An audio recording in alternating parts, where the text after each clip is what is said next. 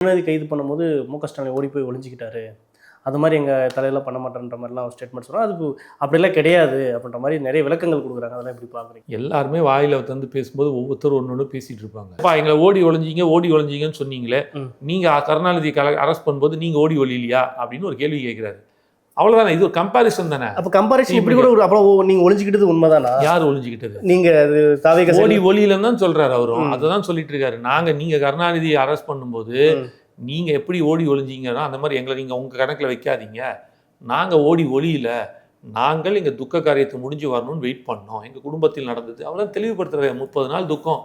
எங்கள் தலைவர் சொல்லிட்டாரு, சட்ட நடவடிக்கை மட்டும் எடுங்க, இதுக்கு தேவையானது, மற்றபடி வெயிட் பண்ணுங்க, அமைதி தான் தேவை நமக்கு. இப்போ என்ன நடக்குதுன்னு பார்ப்போம். இந்த சூழ்ச்சின்னு 5-6 வாட்டி சொன்னாரா? எங்களுக்கு தெரியல, நாங்கள் ஒத்துக்கிறோம், அந்த அரசியல் சூழ்ச்சி எங்களுக்கு தெரியலன்னு தான் ஒத்துக்கிறாரு. அது நடந்துச்சு, அதனால அவர் அப்படி சொல்றாரு. அவர் பாயிண்ட் ஆஃப் வியூல என்னன்னு பார்க்கணும். நீங்கள் அவர் சொன்னதுக்கு எல்லாத்தையும் நான் இப்படி யோசிச்சேன்னு பேசிட்டீங்கன்னா அது கணக்கு இல்லை. கோர்ட்டில் கேஸ் போடுங்க அவர் மேலே. பொதுக்குழுவில் இவ்வளோ மாதிரி பேசிட்டாரு, வன்முறையை தூண்டுற மாதிரி பேசிட்டாரு, இந்த மாதிரி கருணாநிதி ஐயாவை தவறாக பேசிட்டாரு, ஸ்டாலின் ஐயா தவறாக பேசிட்டாரு, இதெல்லாம் பாருங்கள், இப்படிப்பட்ட கீழ்த்தனமான வார்த்தைகள், வன்மமான சொற்கள், கோர்ட்டில் போடுங்க. கோர்ட்டில் வந்து அவர் பேசிட்டோம், அங்கே ப்ரூவ் ஆகும்ல எது உண்மை எது போயின்னு. வீடியோ இருக்குல்ல லைவாக, அவங்க டீகோட் பண்ணி எடுக்க போகிறாங்க. அப்போ தெரிஞ்சிட போகுது என்ன அர்த்தம் இருக்குன்றதை அவங்க ஜட்ஜ் பண்ணிட்டு போகிறாங்க.